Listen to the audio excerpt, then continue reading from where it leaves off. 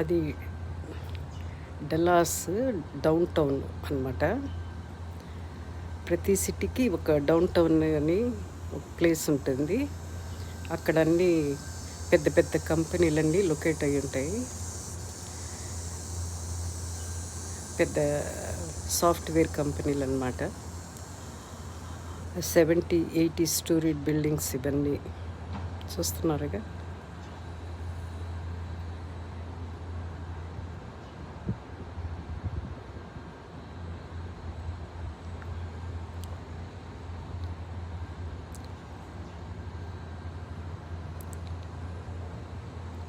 పెద్ద పెద్ద కంపెనీలు అనమాట ఇక్కడ సిచ్యుయేట్ అయ్యాయి.